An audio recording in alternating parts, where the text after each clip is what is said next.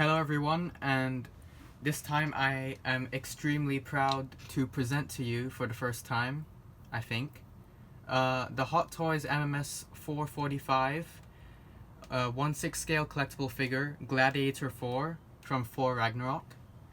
So this is the outfit that he was wearing when he was captured by Valkyrie and taken to the Grandmaster to participate in his gladiator matches.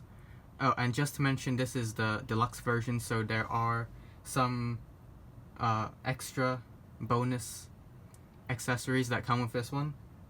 So I will be separating those out and telling you which ones those are. But this is your standard Hot Toys shoebox design. So I'm just going to quickly take it around. So you have movie logo there and really cool box art of Thor with his full power activated. On the standard version, it's this same artwork but without any of these lightning effects.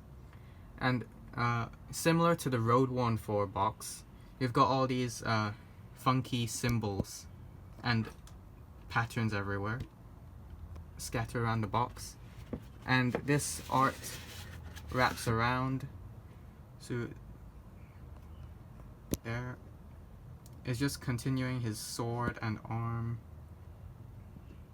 Very bright pink, purple, red, and blue paint, or not paint scheme, but design. And on the other side just says for Gladiator.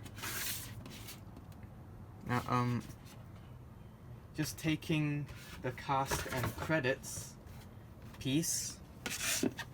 So, special thanks to Howard Chan and JC Hong for directing this piece.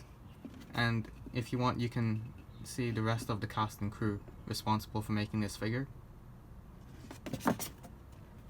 Okay, so without further ado, I'm gonna take out all of his accessories right now, and I'll be back in a minute. So I've got all of his accessories taken out of the box and displayed here, and there is no other word for it. There is a butt ton of them. So I think I'll start off with the hands, and I'll just go through these quickly because these other accessories are very interesting. So he comes with a pair of open hands. I'll just show you one of each. A pair of fists, a pair of relaxed palms, and a pair of grabbing hands that I've got on the figure right now. And those are able to hold all of the weapons, and there is a lot of them. And just an interesting point, all of the left hands have this red marking on them, and very nice kind of bronze gold paint on there, and the strap goes over and around the whole hand sculpt. And for his Sakaarian swords, both of them have a different kind of handle sculpt or handle texture.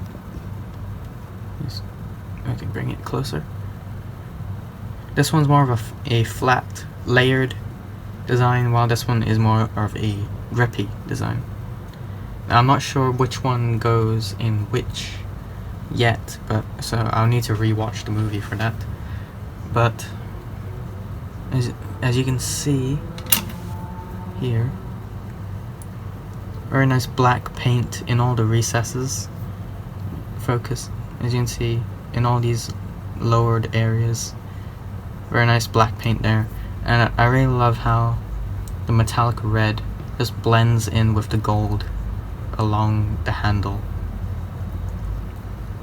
Again with the metallic red, with a lot of weathering, kind of dirt and grime all over the blade and the grip. I mean, no, not the grip, the guard. And as for the blade itself,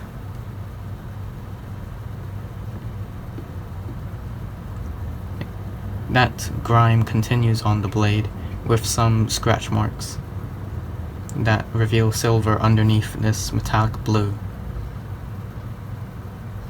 Keep in mind this is plastic, so it is somewhat bendy, so take care when you're using these. And he does come with, in the deluxe version, does come with a pair of these Einherjar swords that we saw being used on the Battle of the Rainbow Bridge, and these are the swords that Hela's berserkers were wielding. Those soldiers that she resurrected with the eternal flame. So that's pretty cool that he comes with these. Just bring the long one out first. Very nice sculpted, ornate kind of patterns in the end of the handle and along the blade itself in the guard and along the midsection of the blade. Just very nicely sculpted. And as you can see on the bottom of the guard, there is some of that soot or grime effect that these swords had, but just less of it because these are kind of grand. And that silver paint is continued, and as you can see, there are some scratches on it, but not as much as some of these other accessories. Now for the short sword, I just bring this one back to give you a size comparison. This one is significantly shorter, like almost half the size of the long one.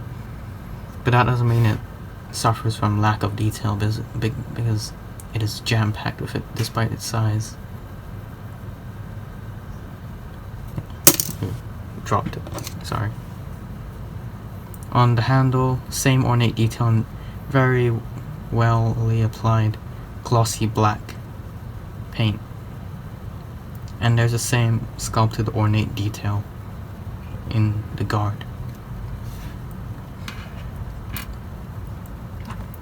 As for his scabbard, it does come with two of these smaller swords, and all you do is you slot them in to these holes like so and like that. And this plastic is very well sculpted again. I'm probably tired of hearing me saying that, but it just looks exactly like leather, but it isn't. Very nice detail all across the scabbard, and there's a magnet on the back of this which you can attach to the back of Thor. So I'll just bring my camera up, and you can see that's Thor himself. So I just turn him around, and all you do is you just bring it up, and that's done. So turning him back around here, and I'll start off with his mace. And this is again very well, like, it's just good. All of the accessories are good. I just bring the camera back down again. You see on the metallic red there's a lot of light grey scratching effects, and that's throughout the whole mace. And along the parts where it joins with the red, you can see some very nice dirt or mud weathering on it, which makes it look used, or someone hasn't cleaned them in a while. Like when Korg was saying, someone has to wash the blood off their weapons. And to the handle, if this will focus, yep, very nice grippy texture all over the handle, and there is a special way for him to hold on to this. So take off this end cap, like so, and you just, let me just bring the camera up again and zoom into his hand. You just slide this in through that hole, and all you do is you put the end cap back on the end of the mace. So that's just an easy way for him to hold on to it without damaging the plastic of the hand. So that's pretty cool. Now another deluxe accessory is the Sakaar Rifle. And this has a combination of silver and a light grey paint. And on the handle there's this kind of aquamarine blue. And there is a lot of translucent red plastic throughout this whole gun. So what you do to hold it is you put one of the grippy hands on this handle and the other one around the back, and I suppose this is the trigger. It doesn't look like a trigger actually, but just some words of warning. These pipes along the bottom here and here, don't put too much pressure on them. In fact, don't put any pressure on them because they are very weak and they could snap. And there's not a lot of weathering on this, aside from a few scratch marks. There.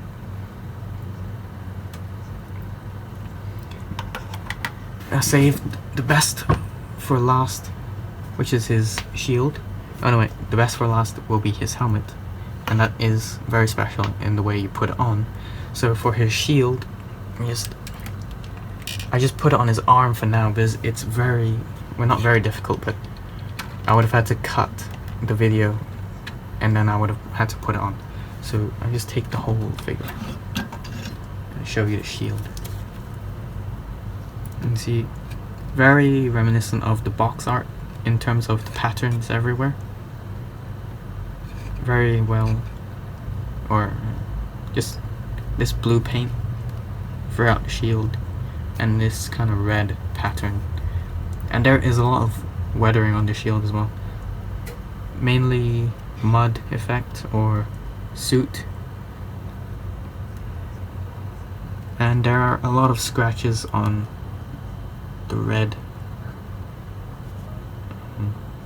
metallic paint as well. And on the inside, just take the scabbard and put it down. Don't want that to fall over. So all you do to wear it is you take off his hand from the arm first and you slot his hand onto this plastic bar. Keep in mind this is plastic, so be careful that it will bend under pressure. So once that hand is on the bar, you slot his arm through this grip thing. So I'll just see if I can, okay.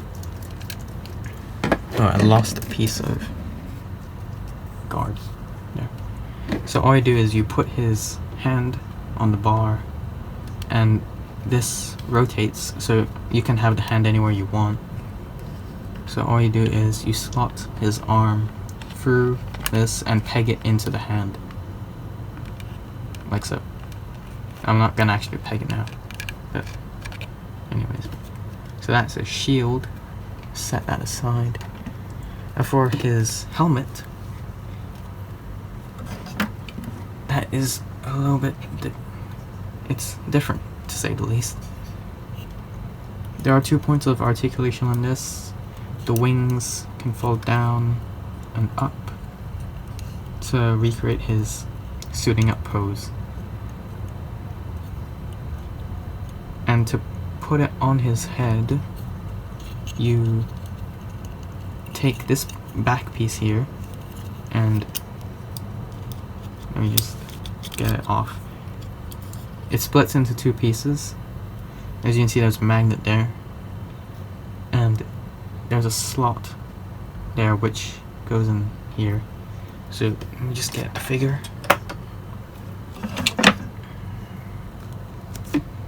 His hairpiece is magnetically attached, so just take off his hairpiece, and it is a very strong magnet.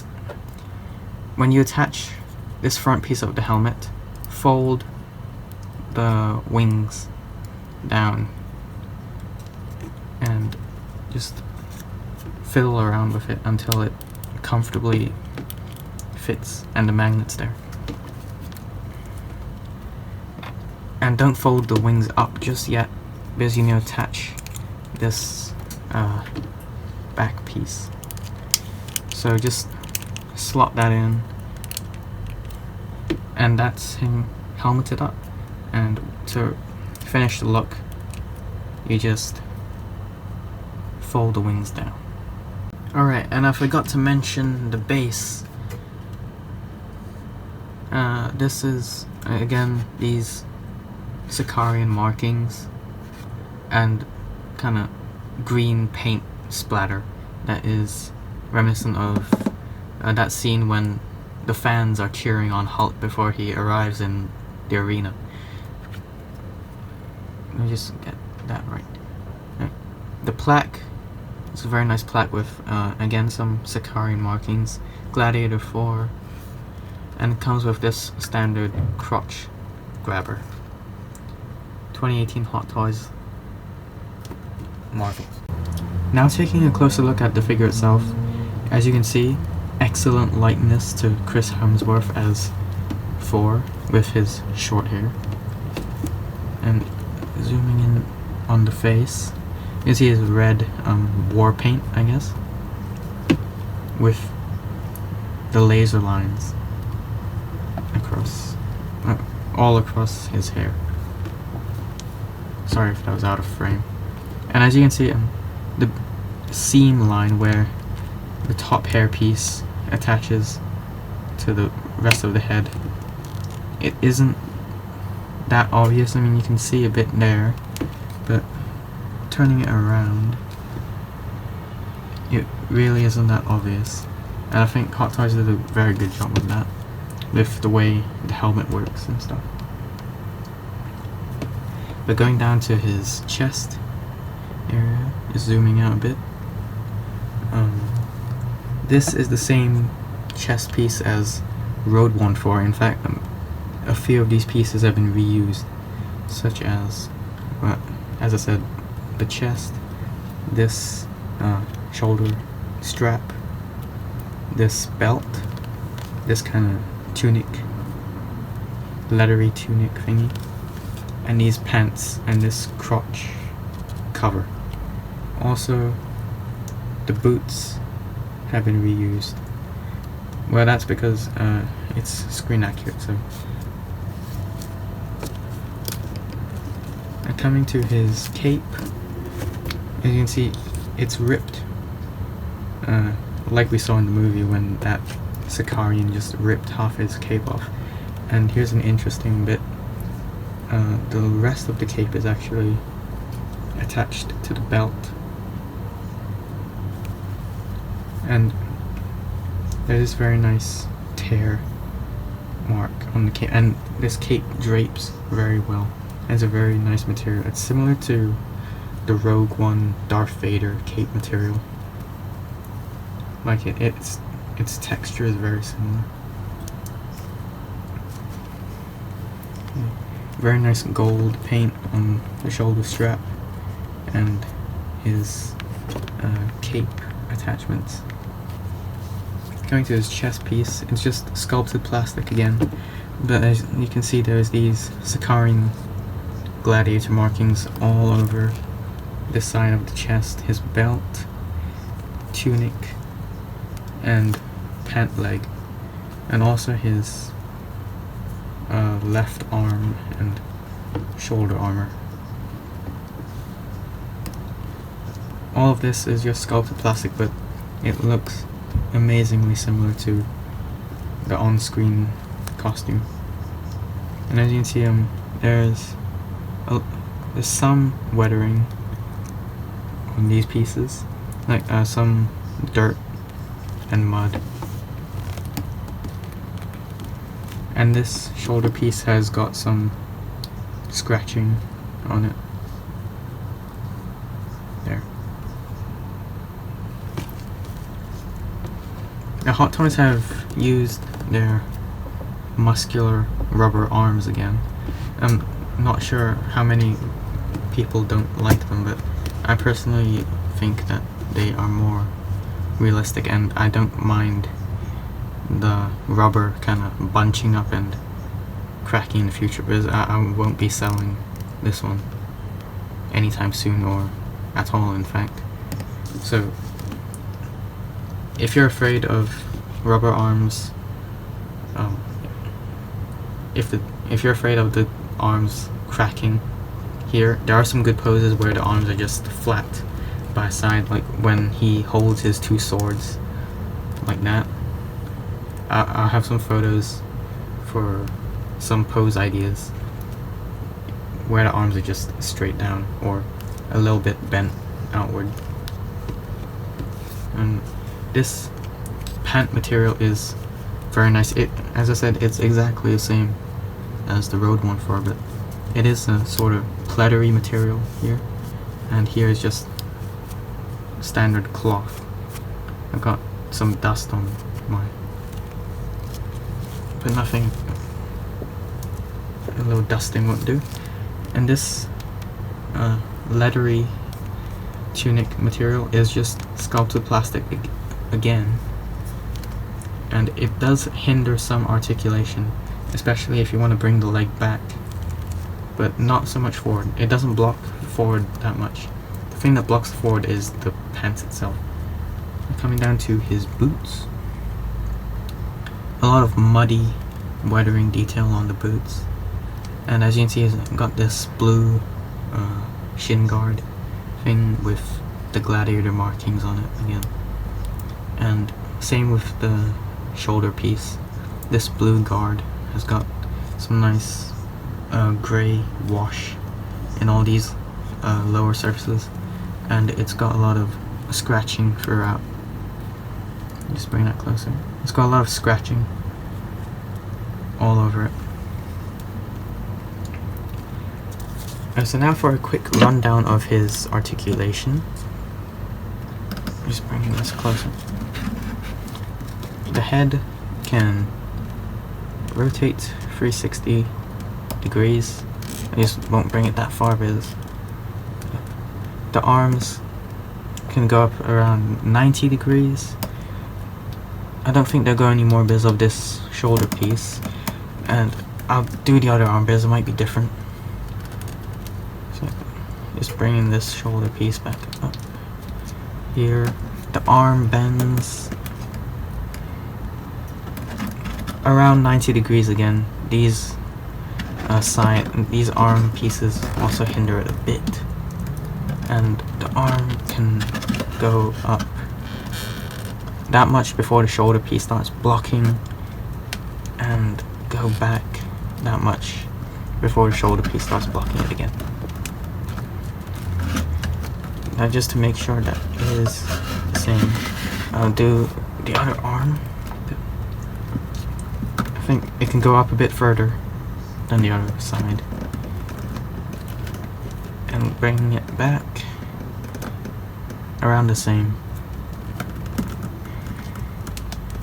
For the elbows, yeah, because it doesn't have those armor pieces, it can bend a lot more than, well, not a lot more, but a little bit more than the other one. There is no crunch, there is no ab crunch, but you can bring the legs up to make it look like an ab crunch. So, the torso can kind of rotate, just bring the whole top body side to side. Just rotate about 20 degrees.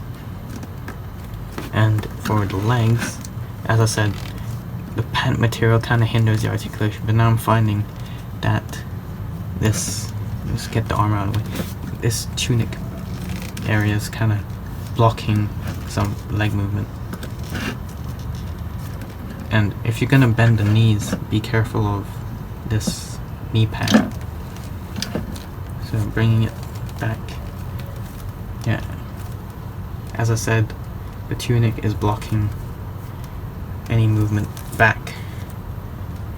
And the feet, you can bring this boot piece up, and the foot is on a separate ball joint, so that can freely rotate as much as you want. Right, for my final thoughts, I've just got him set up in a pose where his arms aren't bent at all. So you can just have him holding the swords outwards, like when he took the swords out of the scabbard and extended them out. So that's a pose idea if you don't want to bend the rubber elbows and arms.